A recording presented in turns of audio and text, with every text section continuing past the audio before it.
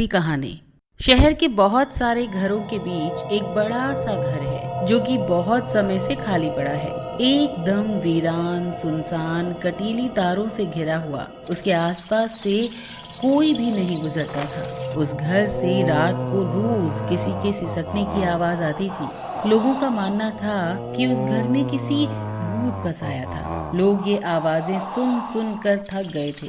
कोई भी उस घर में जाने की हिम्मत नहीं करता था। जो कोई कभी भी ऐसा करता वो कोई न कोई मुसीबत में जरूर फंस जाता था। लोग बहुत परेशान थे। आखिर ऐसा कौन सा राज छुपा है इस घर में? इसी बात का पता लगाने के लिए कुछ लोग मिलकर एक प्रसिद्ध भूत भगाओ बाबा के पास जाते हैं, जिनका नाम त्रिनेत्र बाबा था, जो कि शहर से दूर एक आश्रम में रहते थे, जहाँ एक बहुत पुराना कुआं होता है। उस कुएं का पानी चमत्कारी था। इस बाबा की ख्याति दूर दूर तक फैली हुई थी। फिर एक दिन जब लोग कुछ ज्यादा ही परेशान हो गए तो विकास और विहान और सोनल नाम के 3 लोग अपनी गाड़ी स्टार्ट करते हैं और रात के अंधेरे में आश्रम की ओर निकल पड़े, क्योंकि त्रिनेत्र बाबा रात को ही अपने आश्रम में मिलते थे। दिन भर तो वो तपस्या में लगे रहते थे। तीनों आश्रम पहुंचे। प्रणाम बाबा जी। बाबा जी प्रणाम। क्या बात है बच्चों, बड़े परेशान लग रहे हो। हाँ बाबा जी, हम और हमारे शहर वाले बड़े परेशान हैं। कैसी परेशानी है, जरा विस्तार से बताओ। फिर विहान सारी बात बता देता है। ठीक है, मैंने तुम्हारी सारी बात समझ ली है। मैं कुछ दिन बाद आने वाली अमावस्या की रात को आऊंगा, तब तक तुम थोड़ा सब्र करना। ठीक है बाबा जी, आपका इंतजार रहेगा। और फिर तीनों शहर वापस चल देते हैं। इधर शहर में एक परिवार रहने आता है और वो उसी घर में रहने चले जाते हैं। शायद उन्हें उस घर के बारे में पता नहीं था। कितना बड़ा घर है, पर ये इतना अजीब सा क्यों है? हाँ जी, मुन्ना ठीक कह रहा है। मुझे तो कुछ ठीक नहीं लग रहा है। माँ, मुझे डर लग रहा है। डरने की कोई बात नहीं है। ये घर काफी टाइम से बंद पड़ा है, शायद इसीलिए तुम लोगों को अजीब सा लग रहा है। चलो मिलकर सारा घर साफ करते हैं। तभी घर के बाहर से कुछ आवाज आती है, किसी के सिसकने की। कौन है वहाँ? घर के बाहर आकर देखती है पर कोई नहीं होता। वो चारों ओर देखती है पर कोई नजर नहीं आता। फिर वो घर के अंदर चली जाती है। निशा, क्या हुआ? कौन था बाहर? पता नहीं जी, कोई दिखा नहीं, बस किसी की सिसकने की आवाज आई। पर जब देखने गई तो कोई नहीं था। पता नहीं जी, मुझे तो जब से यहाँ आई हूँ सब कुछ गड़बड़ी लग रहा है। मैं तो आपकी जिद के आगे झुक गई, वरना मेरा कोई इरादा नहीं था इस घर में आने का। क्या निशा, तुम भी कैसी बातें करती हो। चलो अब चलकर सोते हैं, मैं बहुत थक गया हूँ। और वो तीनों अपने कमरे में सो जाते हैं। घर में एक बड़ी सी घड़ी लगी है, जिसमें कि रात के ठीक 1 बजते ही घड़ी का पेंडुलम जोर जोर से बजने लगता है और पास ही 3 लोग, एक स्त्री, एक पुरुष और एक बच्चे का साया नजर आता है। पेंडुलम की आवाज सुनकर नीरज और निशा डर कर उठ जाते हैं। अरे निशा, ये कैसी आवाज है? चलो चलकर देखते हैं। और दोनों अपने कमरे से बाहर आकर देखते हैं और जब देखते हैं कि 3 लोग घड़ी के पास खड़े हैं और अपनी तरफ उन्हें बुला रहे हैं, और जैसे ही नीरज और निशा उनके पास आते हैं वो तीनों गायब हो जाते हैं। वो दोनों बहुत डर जाते हैं और फिर उस घर से जाने का निर्णय लेते हैं और सुबह होते ही घर छोड़कर चले जाते हैं। और जैसे ही घर से निकलते हैं घर के सारे दरवाजे लॉक हो जाते हैं। खोलो दरवाजा। किसने दरवाजा बंद कर दिया? खोलो, जल्दी हमें यहाँ से जाने दो। अरे नीरज, ये क्या है? कौन है जो हमें यहाँ से जाने नहीं दे रहा है? अब क्या करें? हे भगवान, ये किस मुसीबत में डाल दिया तुमने?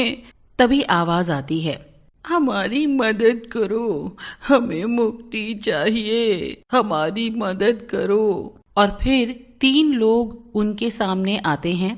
वो तीनों एकदम भूत की तरह दिखते हैं। बिखरे बाल, लंबे नाखून, खून भरी आंखें और कपड़े फटे हुए थे। अचानक उनको अपने सामने देखकर नीरज और निशा डर जाते हैं।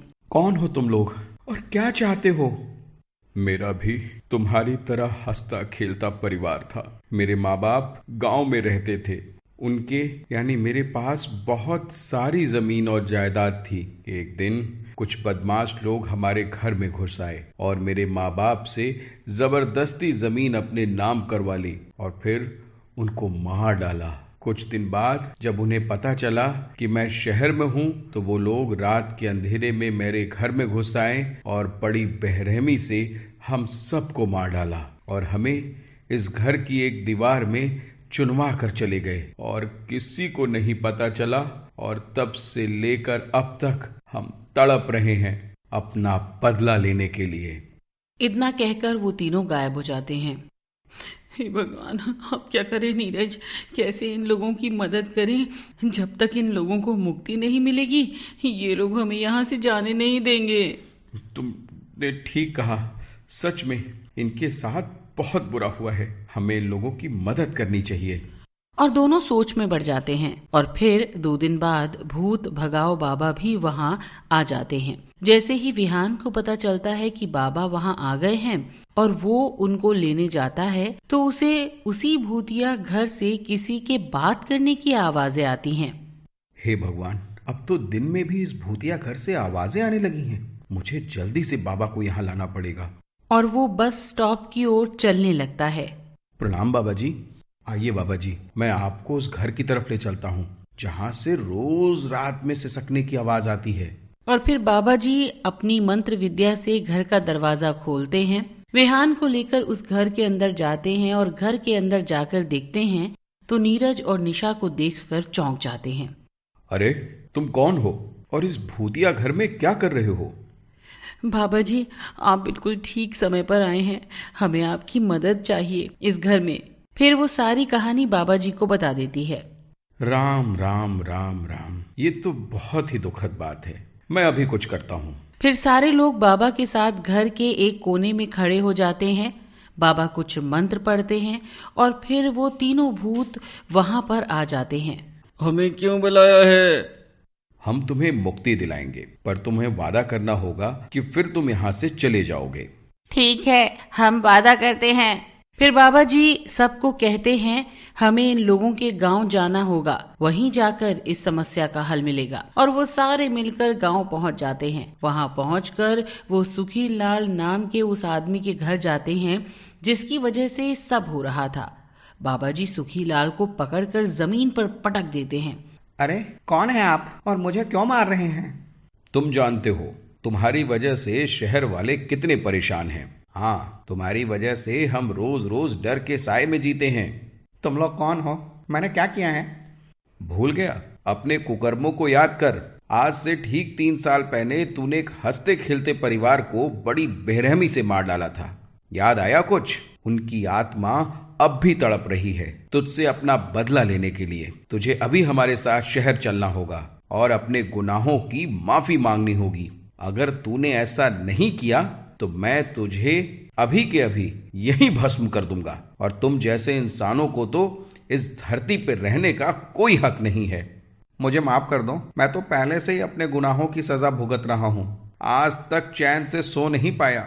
हर रोज रात को मुझे उनके चीखने की आवाजें आती हैं। उनकी जमीन पर आज तक एक भी अनाज का दाना नहीं उगा सका। और क्या क्या बताऊं आपको। अब तो मैं सोच रहा था कि शहर जाकर उस घर में जाऊं, उन लोगों को वहां से निकाल कर उनसे माफी मांगूं, पर कभी हिम्मत नहीं कर पाया। फिर सब लोग शहर पहुंचकर उस घर में जाते हैं।